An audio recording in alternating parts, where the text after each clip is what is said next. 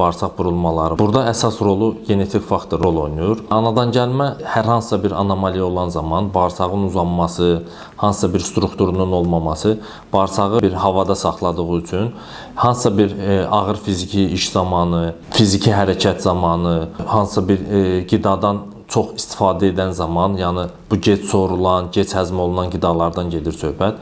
Çünki həm nazik bağırsaqda, həm yoğun bağırsaqda rast gəlinə biləcək bir problemdir. Bağırsaqlar öz oxu ətrafında fırlanır və bu fırlanma zamanı əlbəttə ki, bağırsaqların keçiriciliyi pozulur. Yavaş-yavaş, tədricən gedən proses başlayır. Birinci növbədə xəstənin qarnı başlayır şişməyə, diafraqmaya aşağı hissədən təzyiq olduğu üçün başlayır təngi nəfəslik, ürək döyüntülərinin artması və ümumi halsızlıq əlamətləri baş verir. Növbəti mərhələlərdə xəstənin həm nəcisinin, həm qazlarının çıxmaması rast gəlinir və buna bağlı olan xəstənin davamlı ürək bulanması, davamlı hıçqıraqlar, davamlı gərmələr və ürək bulanmaya ilə yanaşı həm də şiddətli qusmalar baş verir. Çünki pasiyent nə yesə, hamısı qalır mədədə, aşağı hissələrə keçmir. Xəstənin nəcis qusmasına belə gəlir çatır və bu çox şiddətli intoksikasiya, yəni bədənin güclü zəhərlənməsi baş verir və bu hallarda mütləq şəkildə həkim cərraha müraciət olunmalıdır.